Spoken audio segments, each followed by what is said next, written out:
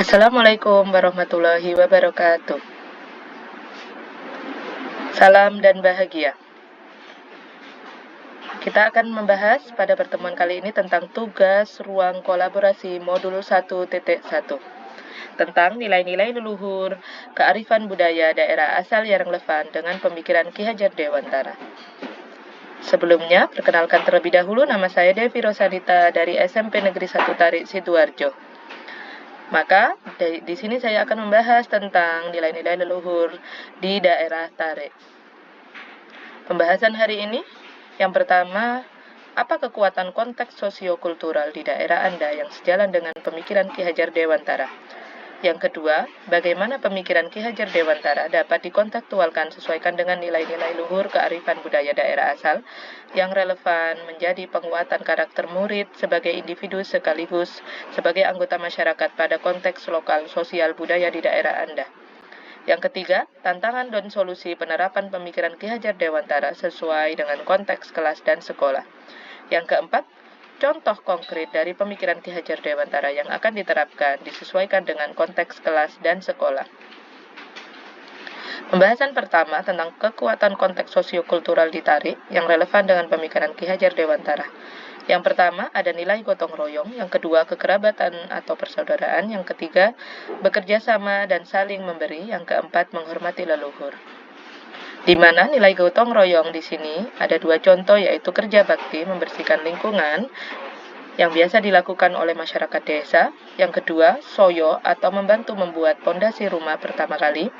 Yang kedua, kekerabatan atau persaudaraan ditunjukkan dengan ruah deso yang berhubungan dengan hajatan masyarakat untuk menghormati para sesepuh, berharap desanya aman dan tentram, berlaku konsep CJ Deso Mowocoro. Yang kedua, rewang membantu mempersiapkan acara hajatan. Yang ketiga, tari ujung khas Tarik yang juga mengajarkan saling peduli terhadap sesama. Yang ketiga, bekerja sama dengan saling memberi ditunjukkan dengan kegiatan keleman atau tasyakuran di sawah yang diadakan di wareng atau punden. Khasnya adalah kue pleret. Yang kedua, weweh yang biasa dilakukan pada saat lebaran. Nilai yang keempat yaitu menghormati leluhur bisa ditunjukkan dengan pergi ke punden atau makam tempat bersemayam sesepuh yang mendirikan dusun atau desa. Yang kedua, pemikiran Ki Hajar Dewantara dikontekstualkan sesuaikan dengan nilai-nilai keluhuran budaya asal yang relevan dengan penguatan karakter murid sesuai sebagai individunya sekaligus sebagai anggota masyarakat. Karakter peserta didik di sini menghormati leluhur bisa dicontohkan di sekolah, yaitu pengenalan kepala sekolah dan guru yang pernah bertugas. Yang kedua, secara berdirinya sekolah di masyarakat bisa ditunjukkan dengan pergi ke punden atau ke makam atau dinamakan dengan ziarah. Karakter peserta didik yang kedua yaitu karakter berbagi, bisa ditunjukkan dengan pembiasaan Jumat berkah saling berbagi bekal dengan teman dilaksanakan setiap Jumat Legi. Dengan masyarakat, keleman atau tasyakuran di sawah yang diadakan di wareng atau punden, khasnya adalah kue pleret. Yang kedua, weweh yang biasa dilakukan pada saat lebaran.